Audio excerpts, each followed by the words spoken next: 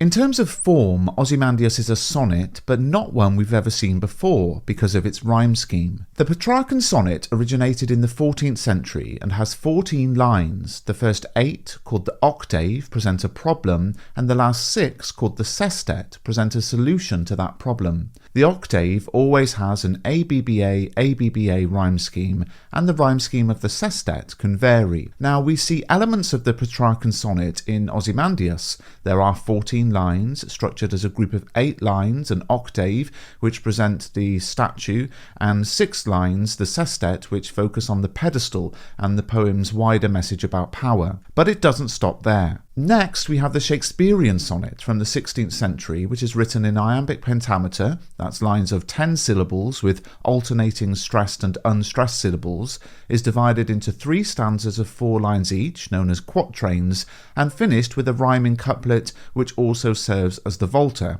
Its rhyme scheme is always ABAB, CDCD, EFEF, GG. And in Ozymandias, the opening rhyme scheme is ABAB, which fits the Shakespearean sonnet model, not the Petrarchan model, and the poem is written mostly in iambic pentameter.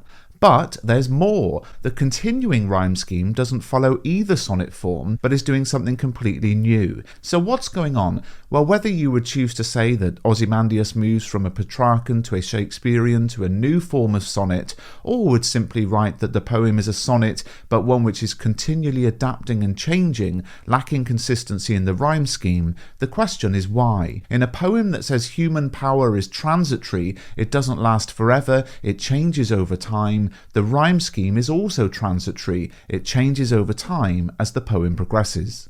Shelley uses alliteration to present the ruler's oppressive abuse of power. Alliteration is the repetition of consonant sounds at the start of words or phrases, and we see examples in the poem with Cold Command and King of Kings, with the repetition of the hard k sound. Now, sound is often important in poetry because of the roots in the oral tradition, where poems were spoken aloud to present important stories and cultural values. So always have a think about the sound a poem creates. What can we say about the sound in Ozymandias? Well, the repeated hard k creates a harsh and abrupt sound effect, reflecting the harsh and abrupt nature of Ozymandias' rule. That's why so many swear words have the k sound in them. It's a harsh and abrupt sound, and the alliteration gives us an indication of the kind of ruler Ozymandias was.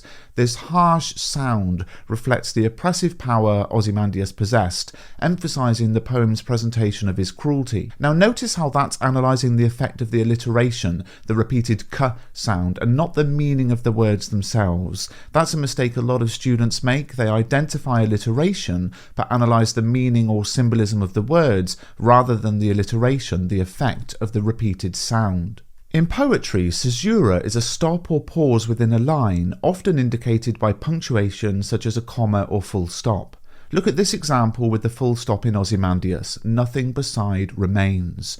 The full stop after this forces the reader to stop and reflect on the end of Ozymandias' power. This abrupt stop symbolises the abrupt end of Ozymandias' legacy. What was once a symbol of immense power is now reduced to nothingness. And the message of this poem is about misguided notions of human power, how nothing lasts forever. So the caesura backs this up by making the end feel more final and empty. It makes the reader stop and think about the contrast between the past glory and the current emptiness, reinforcing the poem's theme that all human power eventually fades away. Now, let's finish this video by taking a quick look at my Power and Conflict poetry guide. It's over 80 pages long. It's an instant download ebook at mrbruff.com.